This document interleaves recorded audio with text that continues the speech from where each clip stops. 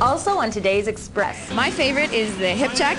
So you just skate up next to someone and you boop, boop, boop. Athletes with attitude. Meet the Terminal City Rollergirls. The kitchen. Welcome to the Express. I'm Johanna Ward. A lot of talk these days about what we buy and where it's from, whether we're talking food or clothing. Now we have the 100-mile diet. Why not think the same way about our clothes? And we'll talk more about that coming up.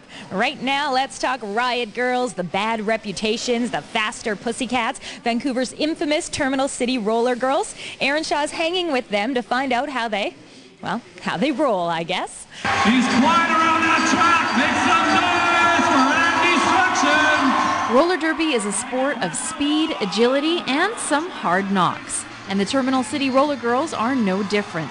It's their first bout of the season, and we're at the Kerrisdale Arena to learn the basics of derby. Now, how fast are some of these girls going right now? They're going, I'd say probably 30, 35K can get up to, especially the really fast girls. They get going at a good click. The fastest skaters and the only ones who can score points are the jammers. Well, for the jammers, it's very important because they're the ones that need to break through the pack and race the other jammer to get through the pack before the other jammer. So not only do you have to be fast, you have to be incredibly agile. While the jammers get the glory, it's the blockers in the middle of the pack who clean house. Something we like to do a lot of is a booty block. It's quite safe, and it's also incredibly frustrating for the girl you're blocking. So what you do is you get in front of someone you're trying to block, usually a jammer. You get down nice and low, you bend your knees, and you get your booty right up in their face. Another, obviously, the thing that people like to watch is the shoulder checks. So it's very physical. It can knock someone over and do a lot of damage. Is you just basically wind up and hit them with your shoulder. My favorite is the hip check. So you just skate up next to someone and you boop, boop, boop, hit them with your hips. To the untrained eye, it looks like chaos, but there's a lot of teamwork out there on the track, and that means communication. Best way you can shut down another team is to work together.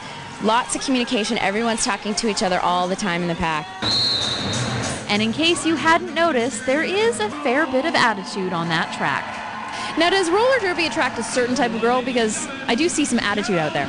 It does have that sort of image about being, you know, nonconformist, not following the rules, which can make it a very exciting sport. You get to wear just about whatever you want. You can wear short skirts, you can wear camo and look really tough, you can paint your face, you can wear different kind of skates.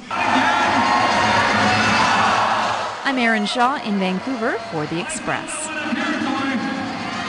The Terminal City Rollergirls, they're hosting an open scrimmage in New West on Saturday, May the 3rd. You can get details at their website. If you think you're tough enough,